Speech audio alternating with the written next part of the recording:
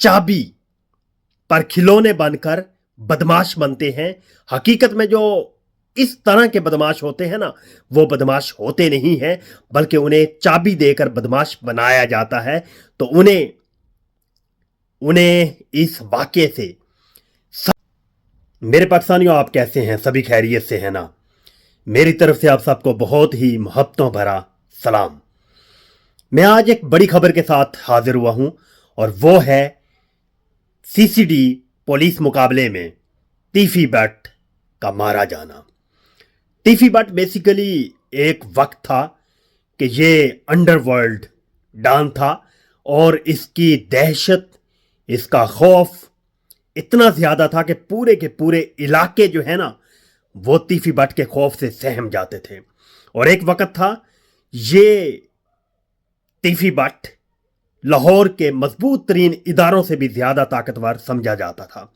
ये तीफी बट हूं या गोगी बट हूं, ये मुख्तलिफ वक्तों में, ये तकरीबन पिछले 40 सालों से मुल्क के मुख्तलिफ ताकतवर इदारों और ताकतवर शख्सियात के हाथों इस्तेमाल होते रहे हैं। वो खा दुश्मनों के पीछा करवाना हो, दुश्मनों को मरवाना हो, दुश्मनों के ज़मीनों के ऊपर कब्जे करवाने हों, दुश्मनों के ऊपर दबाव डालना हो, उन्हें रास्ते से हटाना हो, तो गोगी बट और तीफी बट जो हैं वो इसी हवाला से, इसी काम के लिए पहचाने जाते थे। लेकिन अनफॉर्चुनेटली सीसीडी ने उन्हें साबित किया कि ये जो बिला वजह के तुरम खान होते हैं ना, उनकी जो इस किस्म की स्टूपिड हरकतें हैं वो उन्हें ले डूबती हैं। और सीसीडी ने यह साबित किया कि जुर्म, नफरत जुर्म से होनी चाहिए, किसी शख्स से नहीं। तो ये यहां पर बिला तफरीक जो बड़े बड़े तुरम खान को मारा जा रहा है, ये मैं समझता हूं कि पाकिस्तान के रोशन मुस्तकबिल की एक मिसाल हो सकती है।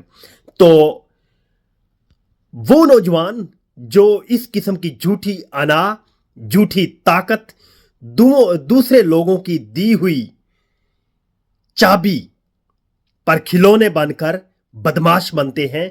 हकीकत में जो इस तरह के बदमाश होते हैं ना, वो बदमाश होते नहीं हैं, बल्कि उन्हें चाबी देकर बदमाश बनाया जाता है।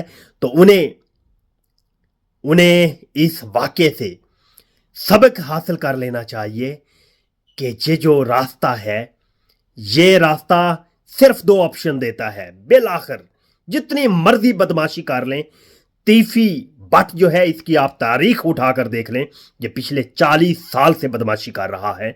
तो बिल आखिर 2 ऑप्शन हैं, गोली और मौत।